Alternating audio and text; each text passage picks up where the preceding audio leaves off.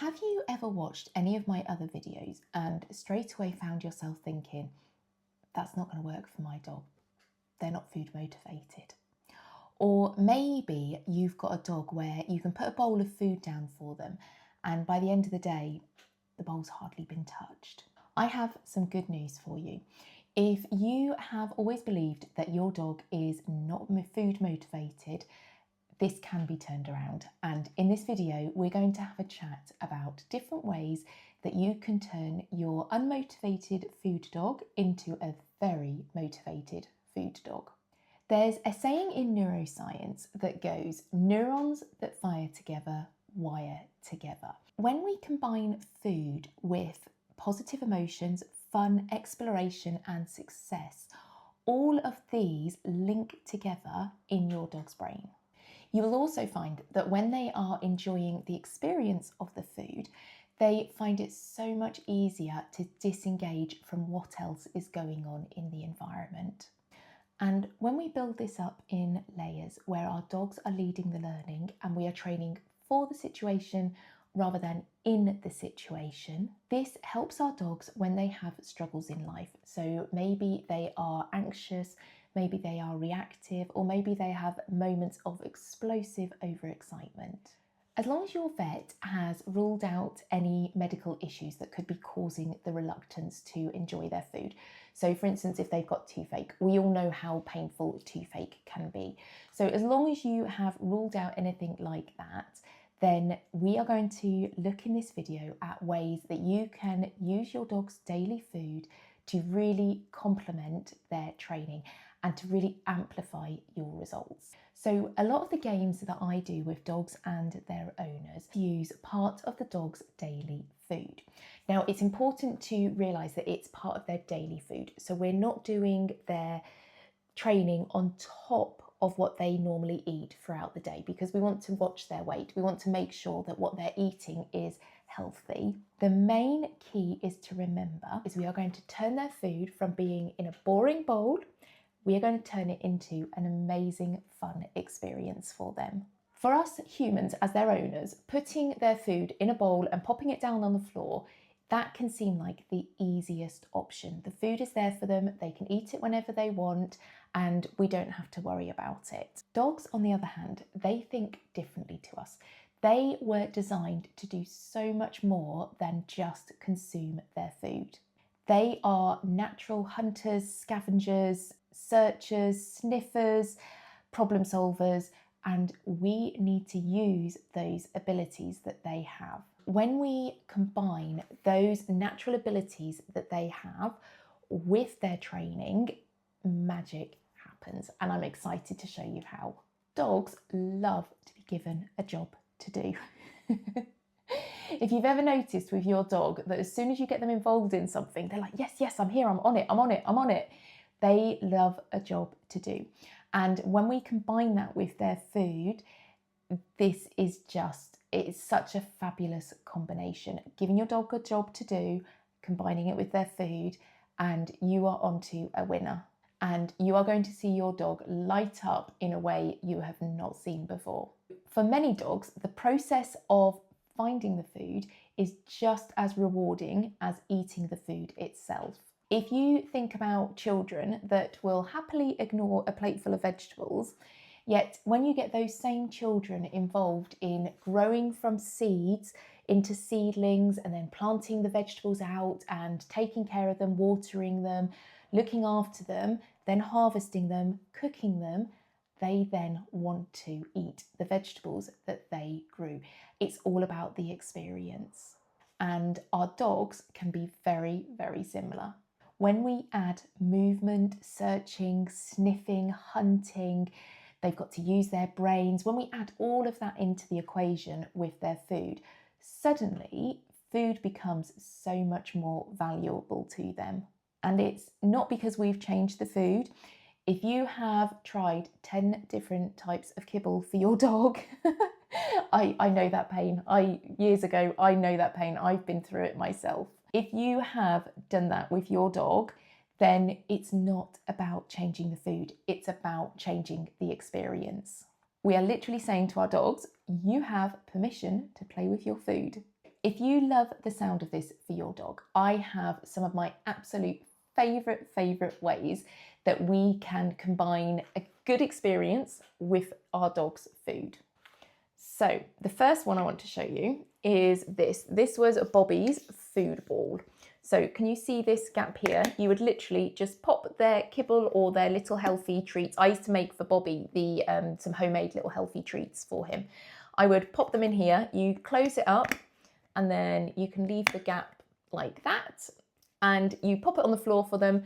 They roll it around. I'm going to pop a little bit video in here of Bob playing with it.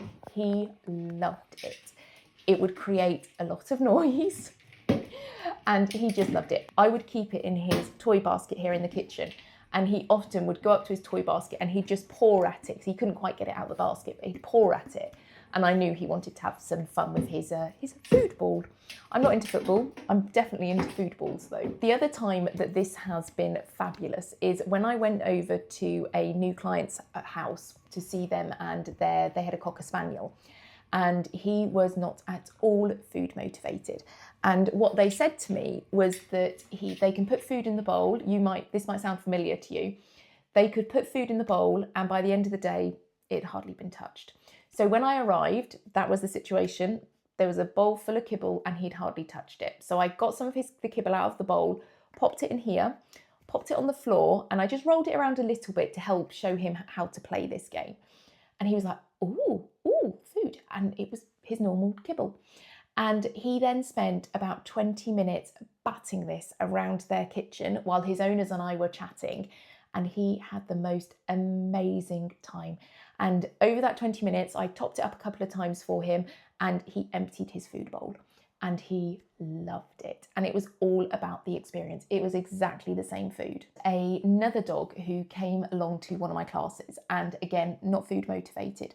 And her owner, when she spoke to me about joining the class, she was a bit worried that it wouldn't quite work with the games. And I said to her, don't worry about that. I said, come along, bring some of the kibble, some of your dog's daily kibble, bring a good sort of like dinner's worth with you to the class, and we'll see how we get on. So when they arrived, I took a piece of kibble and I just popped it on the floor in front of this dog, and I just gently flicked it with my finger, and it shot across the floor, and this dog went, oh, leapt on the food, gobbled it up. And that was it for the rest of the class, for that class and the rest of the 6 weeks. This dog loved playing with her food. So the movement had got her attention. When you flick a piece of food across the floor and it goes, whew, and you'll see a dog go, whoa, what was that? You think about how dogs react to movement. If they see something fast move, they're like, what was that? What was that? What was that? It gets their attention. It gets their brain into gear, and they're like, oh, I need to be part of this. It was so lovely for the owners as well. It was really nice for them to see that instant transformation, where they've had a belief for so long that their dog was not food motivated. We just needed to transform the experience from a boring bowl to a party. This is when owners, just like you, get the realization that actually their dog is food motivated. Always remember, dogs love to have fun. So when we combine that with their food, we really are onto a winner.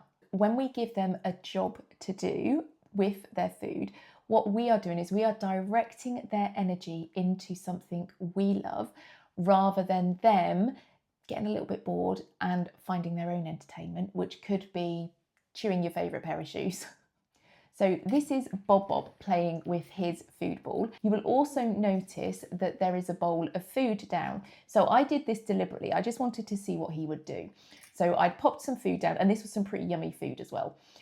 Popped this down for him. He had a little bit of it, and then I popped the food ball down, and the bowl, it was forgotten about. And he just purely focused on the food ball. So one of these could be an amazing way for your dog to have, say, for instance, their breakfast. The other thing that you could do with their breakfast is, rather than pop it in a bowl, is you could go out into the garden and do a scatter feed around the garden with their kibble, with their breakfast.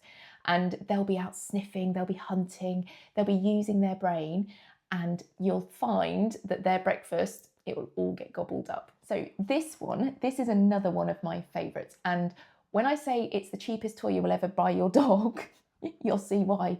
All you need to do is collect up some clean and safe recycling from your recycling bag or box, wherever you keep your recycling. Pop it in a little box. I just use these little trugs. Pop some of your recycling in there, and then you're just going to drop in a few pieces of their kibble at a time, and it'll fall into the boxes. Like if you use egg boxes as well, you can close the egg boxes over and they'll hear it when they're rustling around. This is a brilliant game to play with dogs. It's also really good if your dog is slightly noise sensitive, because if you look at Bobby, he has got his head right in there. So those boxes and everything, they're around his head, they're around his ears, and he's creating noise. So for dogs that are a little bit noise sensitive, this is brilliant because he's combining noise and a really fun experience that he wants to be engaged in.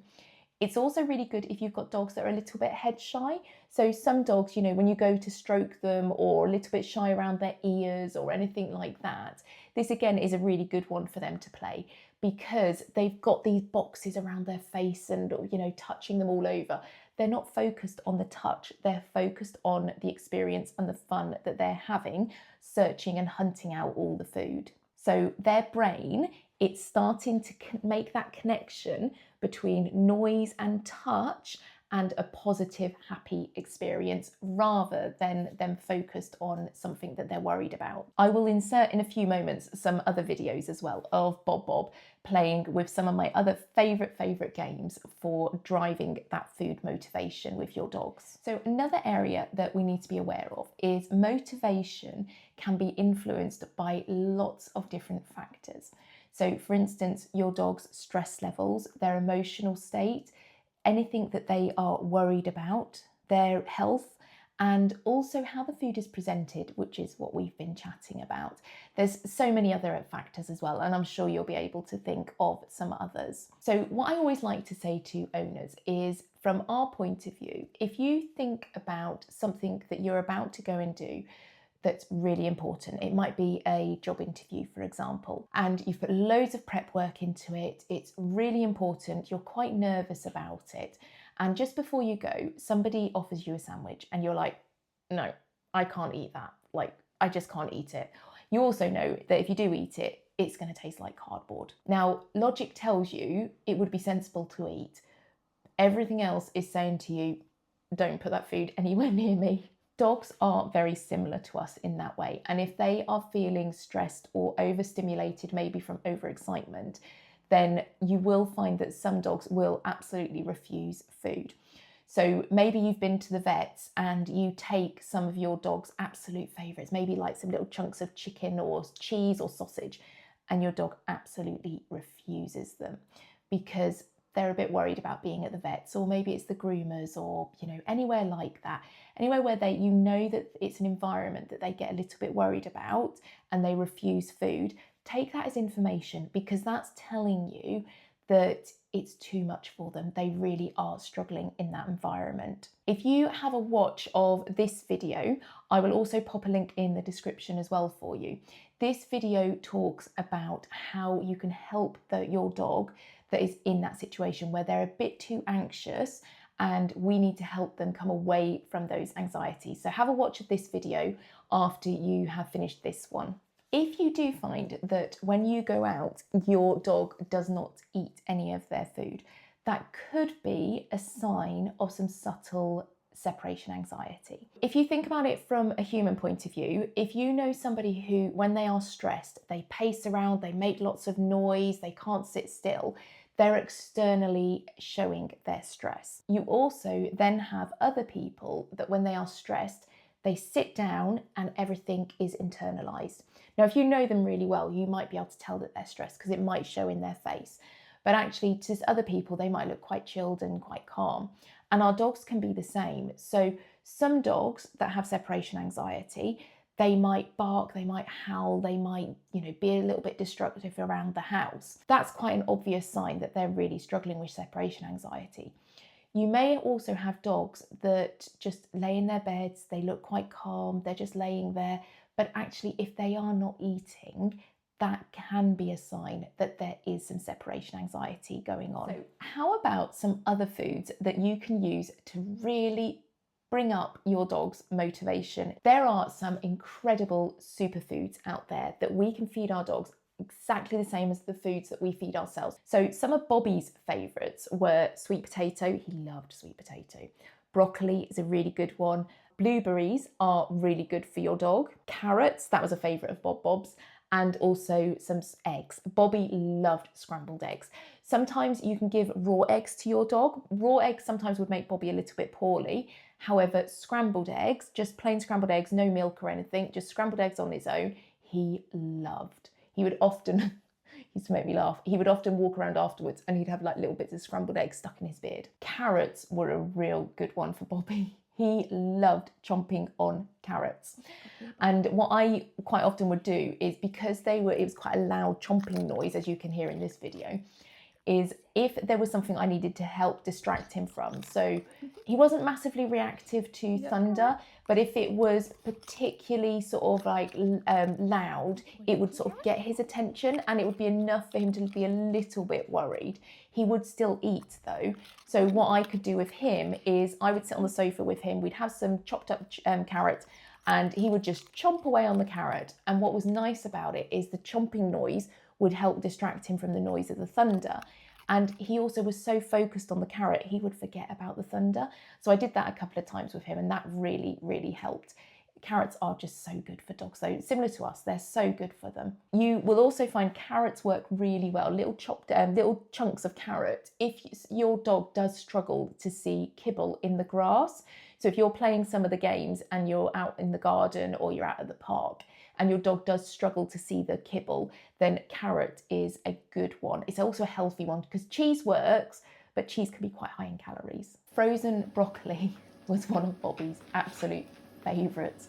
I would buy the kilo bags of frozen broccoli and the idea was that we would share them. And there was one day I was defrosting the freezer and I was just getting ready to put one of the drawers back into the freezer and I popped it down on a towel on the floor just for 30 seconds while I could go and get the shelf to pop in the freezer first. And I turned around and I found this. He'd found that he smelt that broccoli and he was straight in there. So that bag of broccoli was his bag of broccoli. So some of my other favourites are lick mats. I've got some here to show you, some lick mats and some Kongs. Now, with the lick mats, so if you feed your dogs, and also we're here with the Kongs, if you feed your dogs wet food, then you can smush it all into these and you can pop them in the freezer. And what I love about popping them in the freezer is, first of all, because they're frozen, you've got duration. So it's going to take your dog longer to get through them. And secondly, they're having to really lick them rather than just eat them when they're frozen. And licking releases calming endorphins. So if your dog is a little bit anxious or a little bit worried about something, have some of these ready made up in the freezer and just grab one out, give that to your dog and they will love it. And again, rather than putting their food in a boring food bowl, pop it in some of these. And one tip with Kongs is I always like different sizes. So if your dog, for instance, normally has a medium size, have a couple of the next size down, because what that does is that gives you more training opportunities to help give them some of those calming endorphins. So make a couple of these up, pop them in the freezer, and then throughout the day, if you want to give something to your dog to distract them, maybe you're going to make a phone call and your dog struggles a bit when you're making phone calls and they're like, no, you need to be paying me attention, not the phone. Grab one of these out of the freezer, give this to your dog with some of their absolute favourites. So one of the things that I used to do with Bob is I would get some sweet potato, I would steam it and then mash it all up and I would smush it and pop it all in one of these for him and then pop it in the freezer, and he would absolutely loved a lick mat with frozen sweet potato. If your dog can tolerate lactose, you can also mix that sweet potato in with some plain Greek yogurt. Make sure it's plain, not got any flavours or any sugars in it. That's a really good probiotic for them. And you can also mix in with a little bit of completely plain peanut butter. So it's not got anything else in it, literally just the peanuts. That's really good for them. There's so many ways you can have fun with your dog. So you can get their normal dog food, Or for me, I used to cook Bobby his turkey mince. So again, I would mix that with some of his sweet potato, pop it in one of these for him, and he loved it. And it's a really lovely way to help cool them down as well. If we're in the middle of a heat wave, we were here last week, if we're in the middle of a heat wave, having some of these ready made up in the freezer is brilliant, because if your dog's getting a little bit hot, just grab one out of the freezer and they can have an ice lolly. So if your dog is one that has previously always left their food in their bowl and you just thought, do you know what, they're just not food motivated, I hope this video has given you some inspiration and given you some ways that you can have some fun with your dog. Play around with their food, play around with different things, see what lights them up. Do some research on all the human foods that you can feed your dog and have some fun. Play around, see what lights them up, and your dog, they'll tell you which ones they love. And then come back and share in the comments which ones your dog absolutely loved. Share with others as well to inspire them how your dog has gone from a dog that was not motivated by food to now being a dog that loves to play with their food.